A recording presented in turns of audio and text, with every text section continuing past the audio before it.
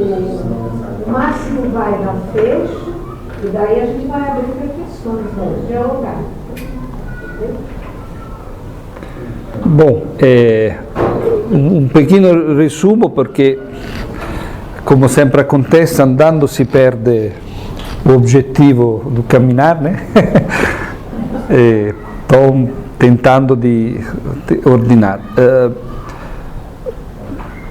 Evidenciamo ovviamente uma crise da linguagem do Ocidente, né? Da linguagem que, através da qual a filosofia, a tradição moderna, a tradição clássica da filosofia ocidental, com poucas exceções, utilizou para nomear as complexidades, né? A partir do processo de digitalização. Obviamente, os textos já falaram disso, eu não me detive muito no discurso do processo de digitalização como condição habitativa, porque há os textos, a epistemologia reticular, os textos que deixei já falaram disso. Mas a partir desta nova complexidade cognitiva reticular emergente, há um problema linguístico, né? Por exemplo, nós continuamos a utilizar a palavra técnica, né? Mas as nossas interações não são mais de apenas natureza técnica, isto é, instrumentais, né? Mesmo dando à técnica um significado hegeliano, que é mais complexo, mas nós hoje trocamos interações com dados, com inteligência artificial, isto é, a palavra técnica da tradição filosófica ocidental não consegue descrever a complexidade das nossas interações com o meio ambiente, não consegue mais. Serve para descrever alguns fenômenos, mas não todos, né? E, conseguentemente, a crise da concepção, aquela que eu chamo crise da concepção ocidental do habitar, onde por habitar se entende a interação entre o indivíduo, tecnologia, indivíduos, território, indivíduos e biodiversidade, etc. Isto é, a concepção sistêmica grega, de origem grega, que separa o homem das outras espécies, da técnica, e que pensa que o homem seja o único produtor de linguagem, portanto, possa produzir significações. Hoje, pelas inteligências artificiais, pelo conjunto de avanços tecnológicos, obviamente, aparece ou obsoleta por alguns ou muito limitada para outros. Então, esta ideia de um habitar que separa o humano da técnica, das coisas, dos objetos, dos animais e dos vegetais, hoje até pelas mudanças climáticas sabemos que não é idônea, não é contemporânea. O nosso agir altera o clima. Então não há essa separação. A nossa forma de produzir coisas altera o clima e cria transformações e impacto que nós estamos vivenciando. Então a dimensão de origem grega é que a dimensão sistêmica é hoje questionada, mesmo no próprio pensamento ocidental, por N autores, e, portanto, devemos ter a consciência de uma necessidade de uma superação de uma concepção sistêmica. E as redes digitais nos dão uma possibilidade de pensar as conectividades como uma nova dimensão da complexidade, onde por conectividade não entendemos apenas as conexões de mensagem entre diversas substâncias, seja estas humanas, artificiais, de materiais diferentes, espécies diferentes, vegetais, etc. Mas por redes pensamos a uma alteração da substância que vão se conectar. O processo de digitalização é baseado em processo de transformação em código binário da diversa substância e uma reformulação e conexão da mesma pela interação desses códigos binários. E, portanto, há um processo de transubstanciação, que veremos melhor no próximo encontro. Isto é, de uma alteração da própria entidade da substância. Nós hoje somos, como diz o conceito de transubstanciação, que analisarei no próximo encontro, assim, isto significa uma alteração da substância se alterar a espécie, de forma visível. É uma alteração que cria um outro tipo de substância conectiva que, ao se conectar, se altera e altera os processos. Então, há uma dimensão conectiva da nossa condição habitativa que deve ser pensada com um olhar difícil da desenvolver, obviamente, com uma linguagem difícil da desenvolver, mas que acho que é um dos desafios da nossa contemporaneidade, pensar esse elemento conectivo, esse elemento de uma de redes conectiva como uma alteração de diversas substâncias que vão gerar novas formas de materialidades, novas formas de interações, novas formas de inteligências, etc. Bom, então vou simplesmente fechar sobre a característica dessa dimensão conectiva, que pode, obviamente, provavelmente escapa a definições, né? Devemos pensá-la como uma complexidade emergente que não pode ser sintetizada ou definida de uma vez, porque ao assim fazer nós iríamos a negar a sua principal característica, que é esta contínua alteração e transformação. Portanto, há um problema de qualidade epistêmica, como dizer a conexão. Não estamos falando de sistema. O sistema pode ser dito, porque sistemas é uma complexidade que organiza uma totalidade divididas em partes, interagentes entre si. A propriedade emergente pode ser dito, pode ser até expressado em fórmulas matemáticas. A dimensão conectiva é uma dimensão transubstanciativa. Isto é, que produz um processo de alteração da própria substância. Um exemplo muito banal: as cidades conectadas não são mais feitas apenas de edifícios, estradas e paisagens físicas. Mesmo continuando esta dimensão, mas esta dimensão diz apenas uma parte da dimensão da urbanidade contemporânea. Portanto, estamos perante um processo de alteração da própria ideia de cidade, de urbano, em uma perspectiva diferente, que não pode ser dita apenas pela materialidade, que é o produto de alterações de natureza informativa, que ao conectar materialidades altera a própria identidade de substância. Necessito pôr... Desculpa, mas não calculei. Obrigado. Então, a dimensão da conectividade, e que nos abrirá para o discurso da próxima aula sobre o netativismo, é a ideia de uma forma de ecologia conectiva, onde a ideia de substância pode ser sostituída, pode tentar ser dita com a ideia de infraestrutura. A infraestrutura pode ser pensada como uma meta-arquitetura, não apenas material, que não está na nossa frente como um artefato, mas se mostra como um circuito que nós habitamos e que nos atravessa e nos constitui. E, portanto, como uma nova estrutura, enquanto nem interna nem externa a nós. Um exemplo típico é a duplice hélica do DNA. A duplice hélica do DNA é uma infraestrutura. Isto é, o elemento informativo não anula o elemento material, mas o ressignifica.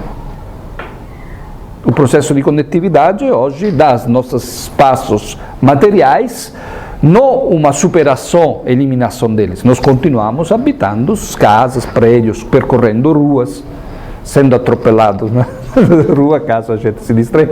Enfim, continuamos vivendo um espaço físico, mas esse espaço digitalizado altera profundamente a qualidade desse espaço físico.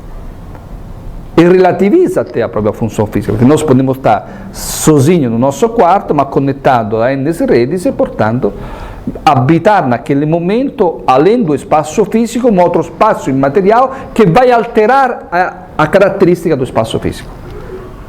É a nossa forma, a nossa condição habitativa naquele espaço, que continua sendo físico, mas cuja significação é outra.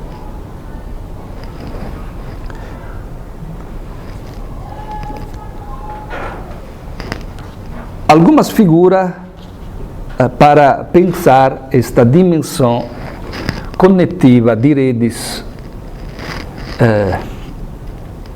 transubstanciativa ou transmateriais, que são feitas de matérias conectadas, que obviamente, ou matéria digitalizada, que ao digitalizar a matéria altera não apenas a condição da própria matéria, mas lhe doa outras atribuições, outras possibilidades. O conceito de epimelética é um conceito importante no âmbito da biologia para pensar esta dimensão do indivíduo e do organismo bioinformativo. De todos os mamíferos, o indivíduo que mais possui esta qualidade, que se chama em biologia epimelética, é o organismo humano, é o filhote do humano, porque ao nascer não nasce pronto. Ele precisa de um cuidado da mãe para poder desenvolver a linguagem, poder aprender a andar, a falar, a uma dimensão sociobiológica. Essas qualidades, sem o cuidado da mãe e o contexto social, o indivíduo não vai aprender. Nós sabemos vários relatos de indivíduos humanos encontrados em floresta, deixados, abandonados, caídos pelos aviões, que não aprenderam nem a andar direto, continuavam andando de uma forma diferente. Então, esta capacidade, este processo de inacabamento do processo de construção do indivíduo, que continua no externo em uma interações complexa, é chamado epimelética. Entre os mamíferos, o indivíduo, a espécie que mais tem uma epimelética maior é a espécie humana, porque além dos comportamentos precisa aprender a linguagem, a razão, ou passar por processo de escolarização, etc. Então, esta dimensão dá à dimensão do indivíduo uma dimensão que não é apenas subjetiva. Pelo menos se por sujeito entendemos a ideia de sujeito que a modernidade europeia produziu. Dá ao indivíduo uma dimensão ecológica. Ele precisa encontrar um contexto para ele poder se tornar um indivíduo autônomo, inteligente, um político, enfim, todas as formas de definições que nós podemos dar ao sujeito. Então ele não nasce pronto. Ele precisa de conexões para poder desenvolver as qualidades humanas. Então, esta dimensão epimelética de necessidade de conectividade, de interações para se tornar em potência, o que ele é em potência, mas sem as quais ele não vai se transformar em um indivíduo adulto, em um Homo sapiens sapiens, é uma dimensão que dá à subjetividade uma dimensão conetiva. Isto é, não só o sujeito não é antitético ao objeto, não só o indivíduo não é antitético à rede de relações, mas um forma o outro. Isto é, sem esta conectividade de interações, que vai obviamente do cuidado da mãe ao cuidado do grupo, ao desenvolvimento da linguagem, a interações com o clima que lhe permita condições idôneas para sobreviver, a alimentação, etc., etc. Tudo isso cria uma dimensão epimelética no interior do qual ele, sendo parte de uma rede que lhe permite de se tornar a sua especificidade.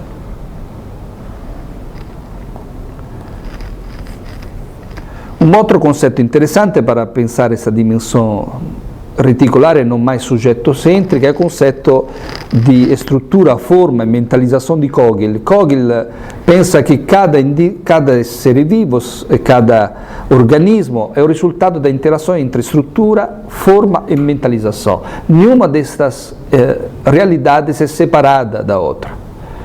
Um corpo, um indivíduo, um animal, um homem precisa ter uma estrutura física, precisa ter uma forma e uma mentalização. O processo de mentalização é o que ele, através da estrutura da forma, consiga interagir com o meio ambiente. Mas não existiria mentalização sem estrutura.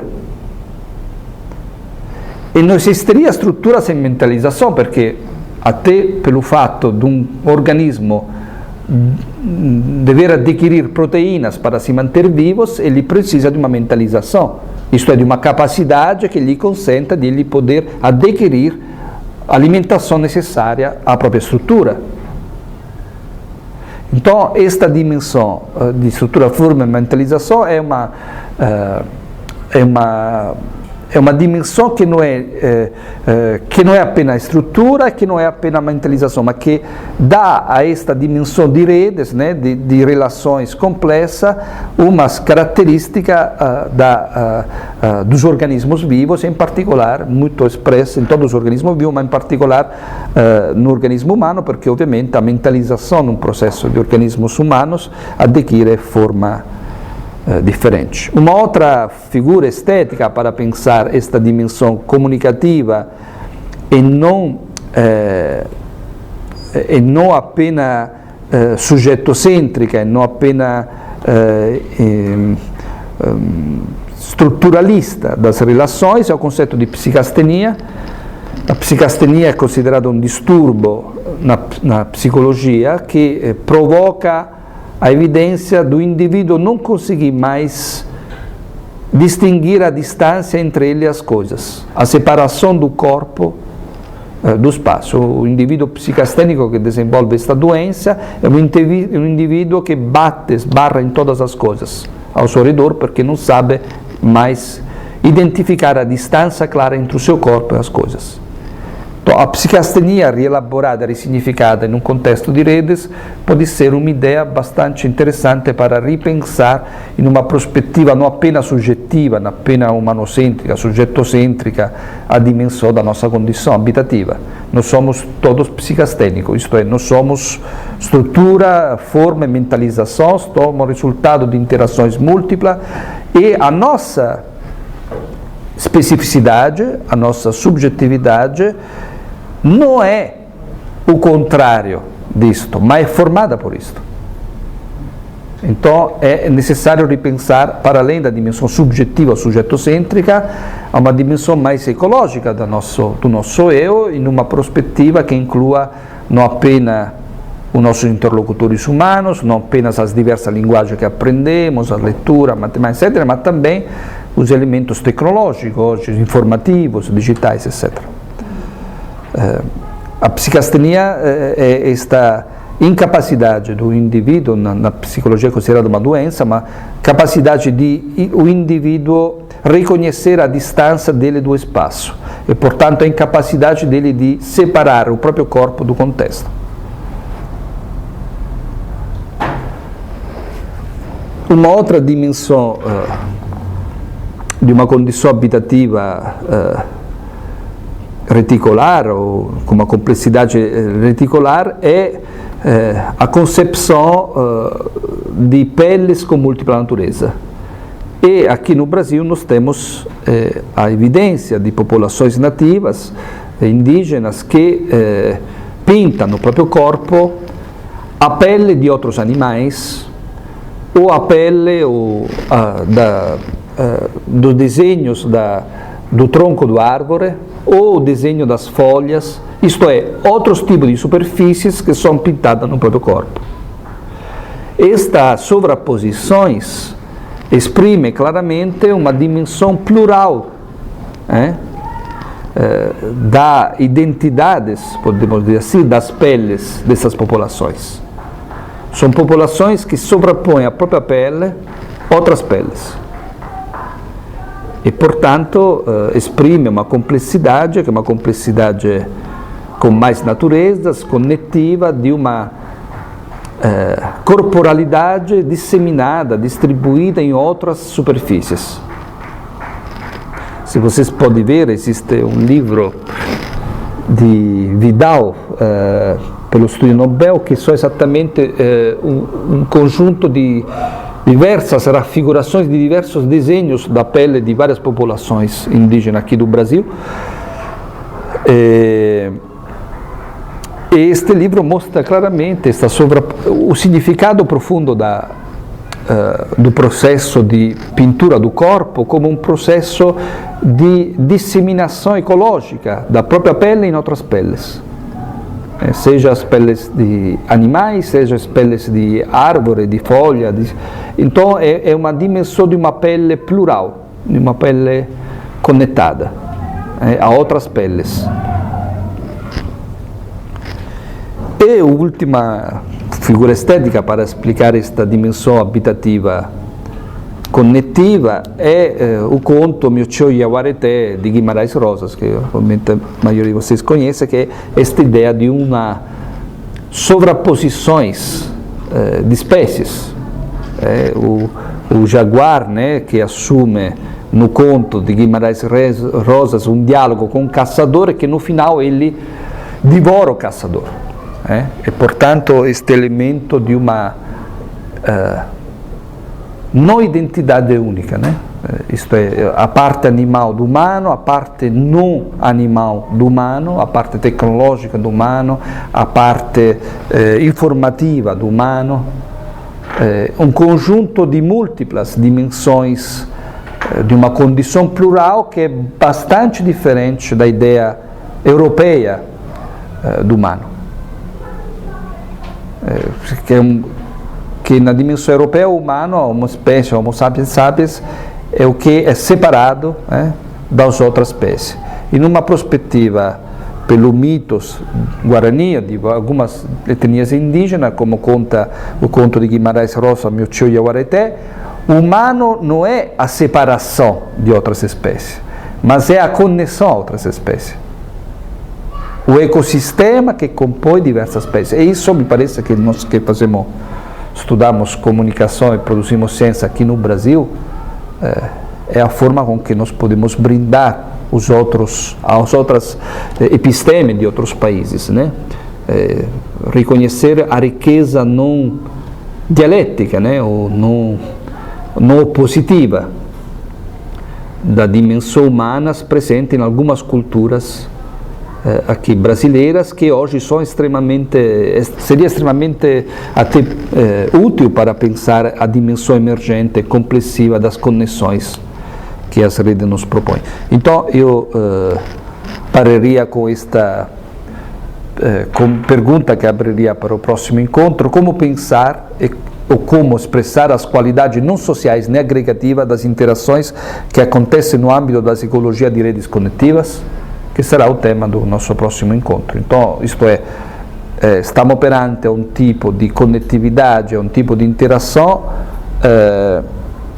que não são apenas sociais, obviamente, né, porque estamos falando de processo de transubstanciação, isto é, de alteração de substância produzido pela conectividade, e, portanto, há fenômenos que não são apenas sociais, embora tenha, obviamente, uma conjugação social, e fenômenos que, a meu modo de ver, não são também apenas agregativos.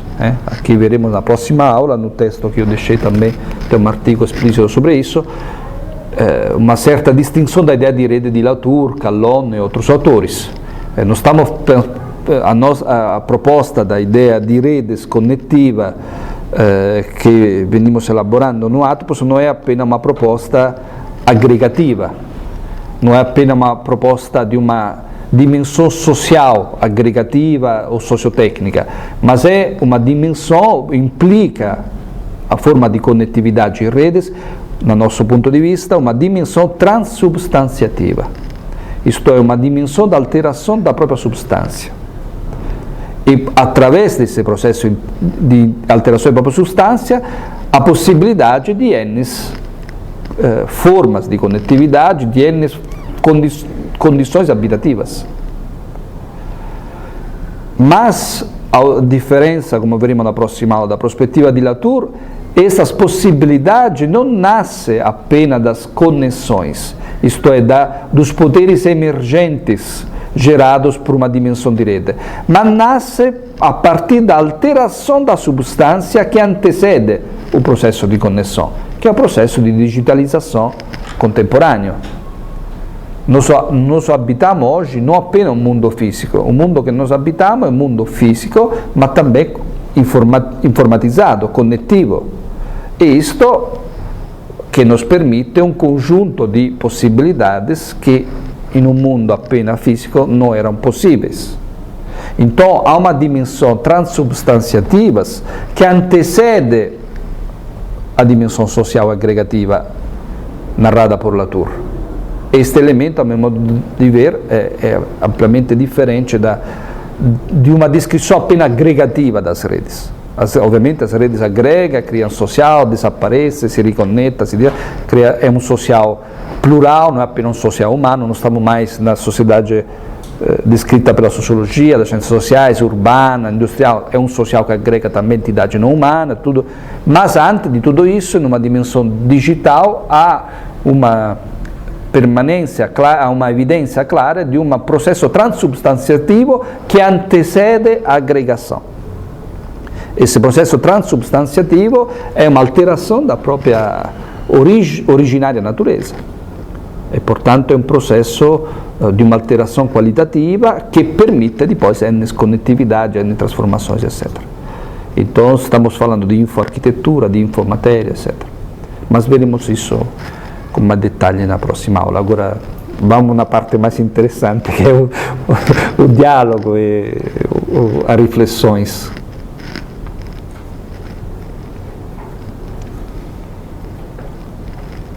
Eu vou começar. Bom, quando eu te apresentei, eu falei da originalidade do seu pensamento. Eu acho que eu não sei até que ponto as pessoas que estão aqui presentes têm noção do privilégio, não é, desse seminário, de ouvir você. Eu vou fazer um retrospecto, mas vou chegar no meu ponto. Obrigada. Em 1998, eu já tinha começado, eu não estou falando de mim, estou falando do que vem sucedendo na área de comunicação, desde que o mundo digital emergiu. Então, eu já tinha tentado alguns projetos na FAPESP, de transformações da produção científica, mas o digital ainda estava engatinhando. Mas em 98, pareceu para mim muito claro o que ia acontecer.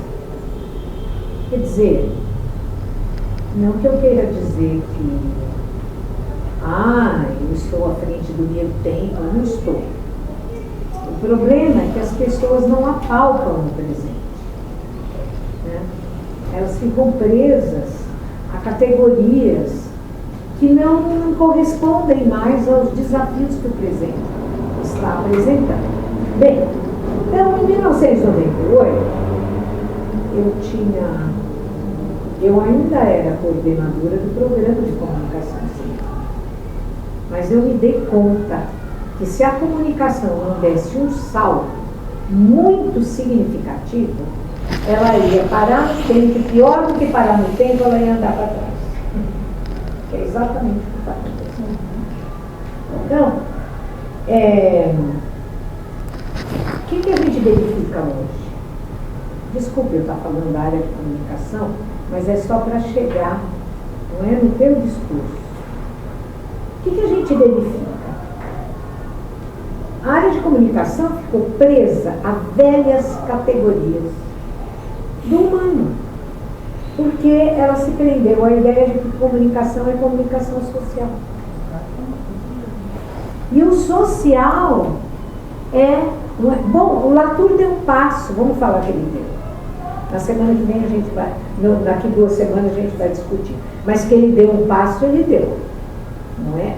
Contra essas velhas categorias do social que estão suportadas por velhas concepções do humano.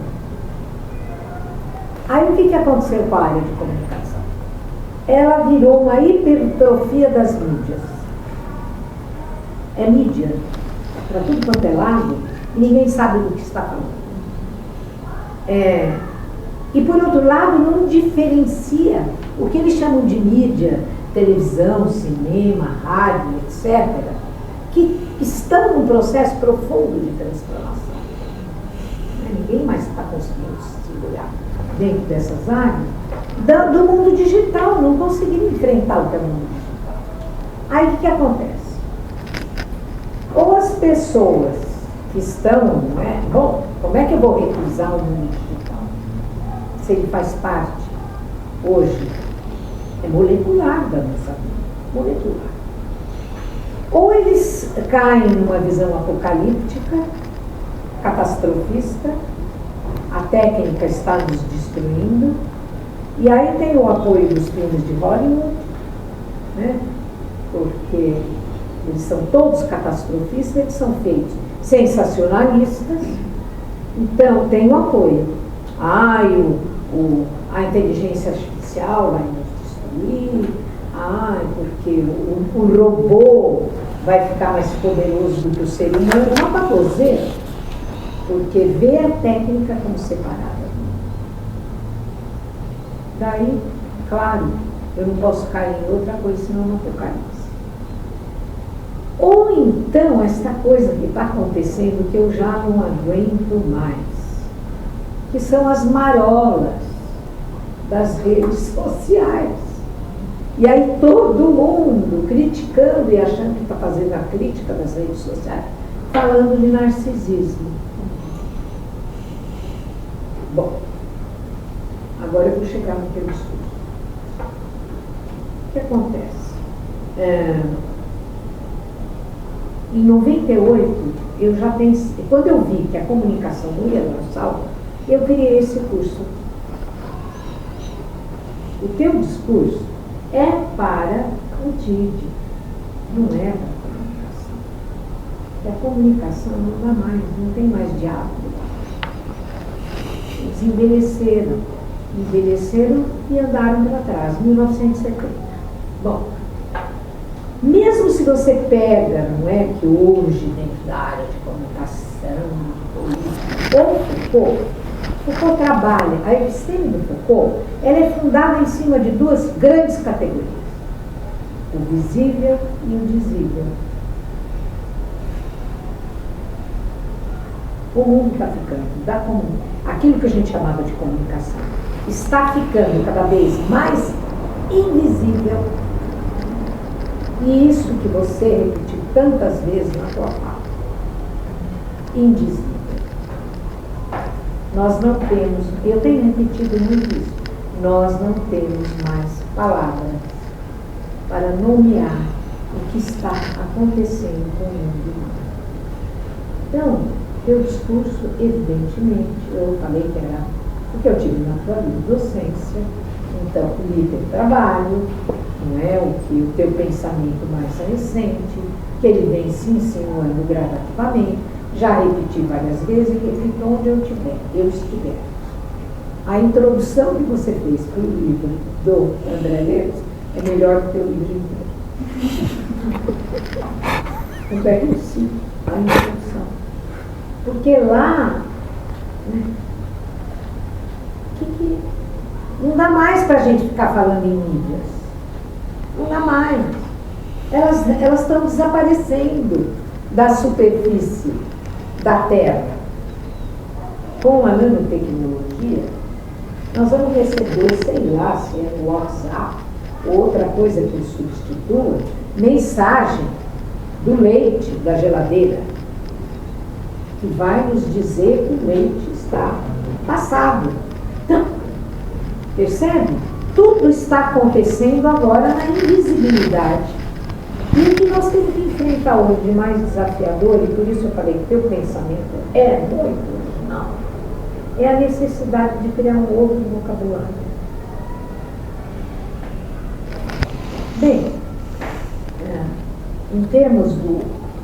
Não é, quando eu comecei a trabalhar, sempre muito assim, meio na intuição, e dando um pouco de, sei lá, no tropeço, mas na intuição mesmo.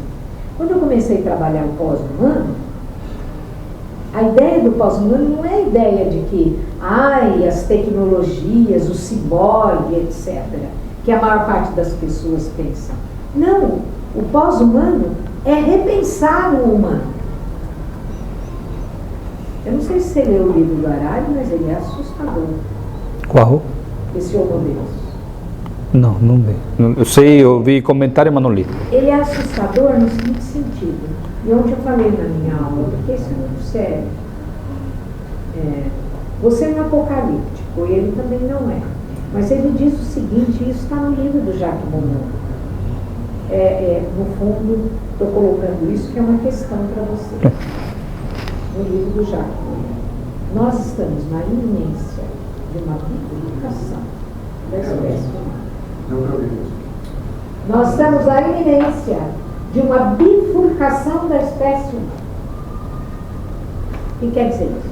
Está no Monod, hein? Ninguém prestou atenção.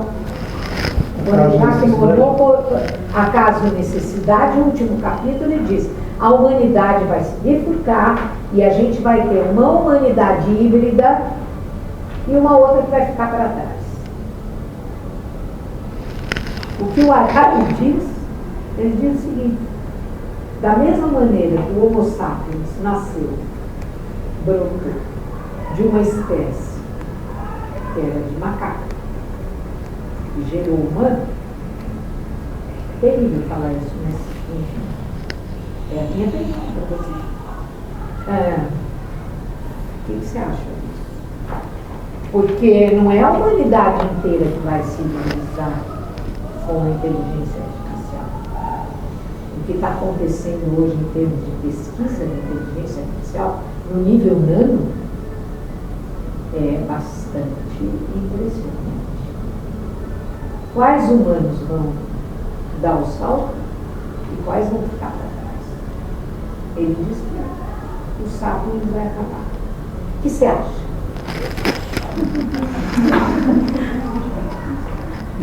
Bom, primeiro, Lúcia... Eu não posso falar isso em todo lugar, né?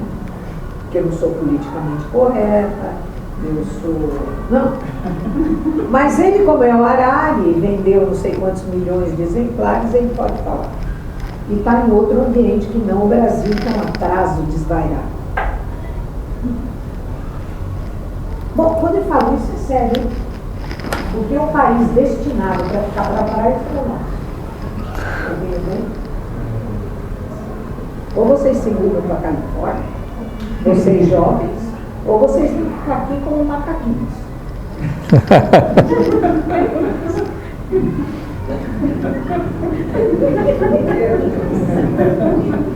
Horrível. Podem pôr os meios e daí vão me perseguir. Brincadeira. Não, tá bom, eu fui longe demais.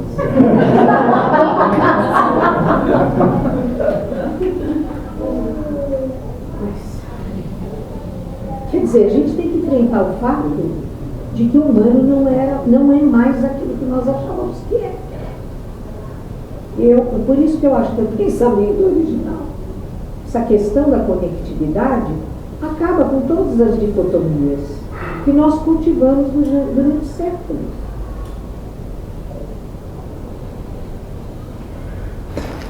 Desculpa, de novo a pergunta ou a observação que você gostaria que eu comentasse. Qual seria? Qual é a questão? O que eu gostaria que você comentasse, você acha que nós estamos ou não diante da possibilidade de uma bifurcação do humano?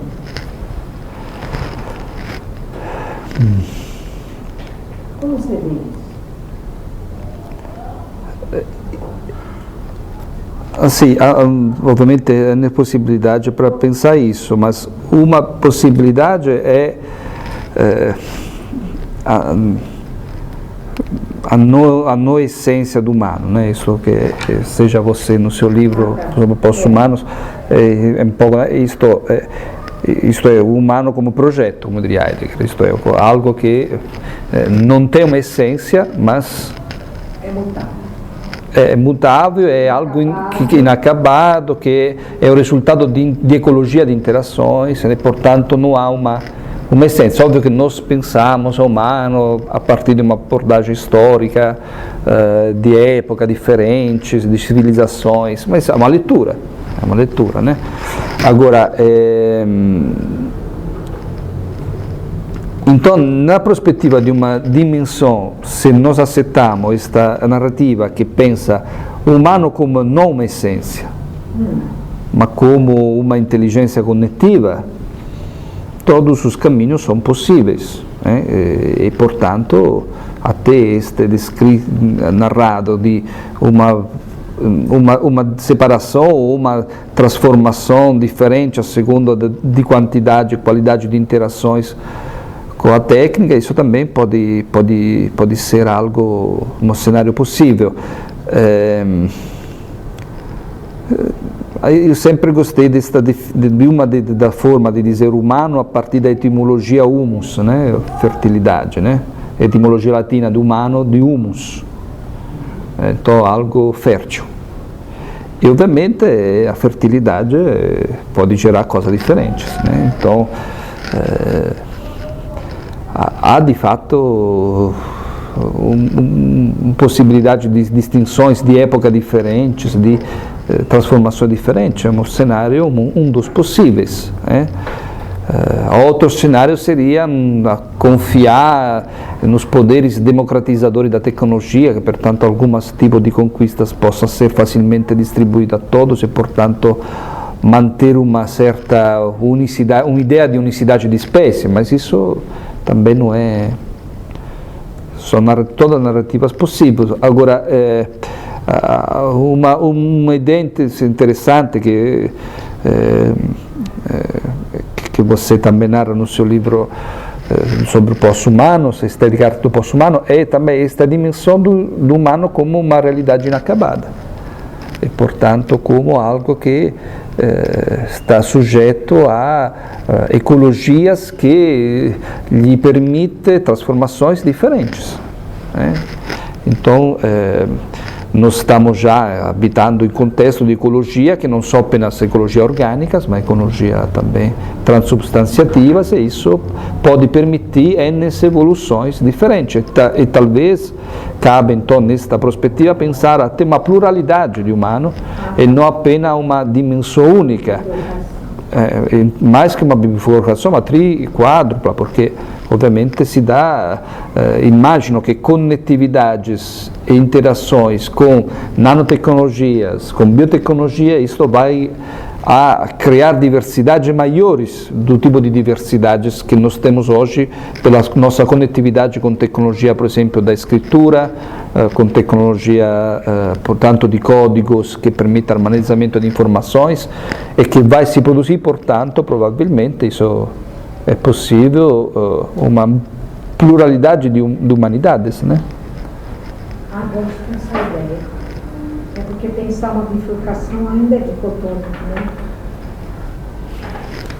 Ainda é uma oposição. Não gosto dessa ideia da multiplicação da diversidade. Posso fazer um comentário? Eu até estava pensando, enquanto vocês dois estavam falando, em duas questões, assim, que eu acho que também há uma pluralidade, sim, de ontologias diferentes. Porque se você pensar, por exemplo, que hoje já é um problema muito grave, você pensar, por exemplo, se um ciborgue, seja ele a partir de nós ou a partir de uma inteligência artificial pura, que direitos essa entidade, esse ser, deverá ter, né? No momento que ele realmente virá uma realidade mais próxima desse hibridismo mais total, assim, né? Do qual a gente caminha. Esse é um ponto. Outra coisa que eu também estava pensando era a questão, por exemplo, das biotecnologias, que esse é o assunto que mais me interessa de todos, é uma das biotecnologias, que hoje já fazem experimentos de codificar, por exemplo, informações que hoje nós temos em livros, em smartphones, no DNA.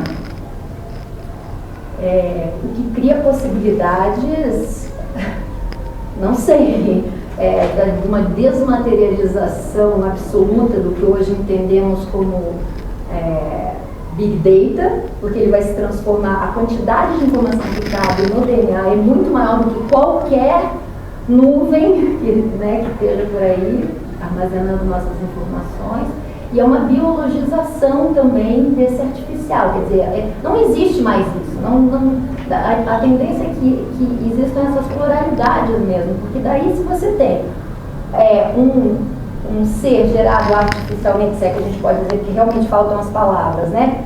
e que se humaniza, ao mesmo tempo nós temos o que está se humanizando, se artificializando, por falta de palavra melhor, o que eu vejo é que realmente o caminho é a pluralidade de ontologias, assim, não realmente uma bifurcação. Assim como a gente hoje, eu até li uns dias atrás uma notícia falando que eles estão descobrindo que uma espécie específica de primata já está entrando no que nós entramos no caminho da evolução numa idade da pedra. Então, você imagina, se outras espécies, a evolução a gente só pensa lá para frente, né? A gente não pensa nas interrupções, assim como você falou. Quer dizer, algumas espécies evoluíram e outras ficaram para trás e tenderam a desaparecer ou tenderam a ficar como eram, né? E, de uma certa maneira, a gente continua convivendo com elas. A gente não sabe exatamente todo o fio dessa evolução, como ele aconteceu todo, isso está sendo sempre pesquisado, mas a gente convive com elas também. Então, assim, não sei, eu pensei nessas duas coisas porque são muito assustadoras, assim, os implantes de memórias, as memórias falsas que podem ser implantadas nas pessoas. Essa questão da biotecnologia, às vezes, me abre uma perspectiva ainda maior, porque eu não sei qual a tendência. A máquina, também não é uma boa palavra, é uma metáfora desgastada, ruim, velha já, também, né? Mas a gente vai chamar do quê? Aí ficam chamando do quê? Biomáquina? Não, é uma máquina biológica, é uma metáfora ruim. Assim, eu acho ruim a metáfora máquina, de qualquer aspecto que você olhe. Porque cada vez estamos mais biologicizados, apesar de a gente achar que estamos mais mecanicizados ou digitalizados, estamos cada vez mais sei lá. É muito difícil isso, assim, isso é uma coisa não resolvida. Que não conseguimos ainda achar realmente palavras melhores. E aí temos que ficar nos explicando, né, o tempo inteiro. Dessa coisa, não, é máquina, não, mas é biológica. Não, mas é biológica, não, mas é artificial, não, é biológica. É aquilo que o Máximo colocou, né? A dimensão bio não é só orgânica, ela é informacional. Então, a hora que ela fica informacional, então, já naquilo que a gente chama de vida, já é híbrida. Ela já é híbrida. Posso? Eu não tenho uma pergunta. Eu estou na fila do lado. Eu não tenho uma pergunta. Eu vou começar por dizer uma coisa que não é muito delicada. Mas eu vou dizer que faz muito tempo que eu não vou numa palestra que eu discordo tanto de quase tudo que o palestrante disse.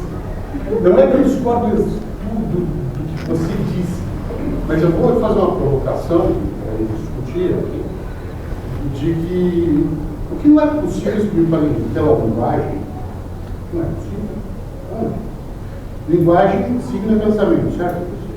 Se tudo que existe é signo, todas as coisas são signos, não é isso que nós nos ensinou? Ou seja, se não é possível, se é coisa, tem que ser signo. E tem que ser dito, tem que ser dizível. É óbvio que tem coisas que nós somos incapazes de dizer, mas não somos incapazes de dizer porque não existem palavras ou porque a linguagem não fala. Nós somos incapazes de dizer porque os termos estão baralhados, porque os nossos epistemes estão ruins, os nossos epistemes estão confusos. Então não é a linguagem que não é capaz de dizer, é a nossa linguagem científica que se perdeu num bando de conceituações que estão equivocadas e que não estão equivocadas desde hoje. Na verdade, elas sempre estiveram equivocadas. Mas é que a realidade deixava passar. A gente sabe hoje que a física do Newton não funciona em tudo, porque a gente descobriu Einstein e descobriu uma outra barreira da física, e a do Newton não chegava lá. Agora, não quer dizer que o Newton está errado, certo? Agora, o que a gente está fazendo aqui, daí eu concordo com uma parte que a gente já disse, mas eu vou explicar de vez em quando a gente faz isso. Mas é errado. A gente tem um problema de termos que precisam ser definidos, mas a gente tem mais grave hoje, são os termos mal utilizados. Então, eu vou pegar o exemplo da minha amiga aqui, para ela não ficar brava aqui. Então, ela acabou de me falar que, na hora que a coisa entrou, ela desmaterializou. Calma lá, por que célula não é matéria? O que desmaterializou? Onde é que não está a matéria? Mas a gente fala, a gente usa essas coisas, a gente está o tempo inteiro. Nem me lembro de ter falado isso. Você falou, mas foi feito.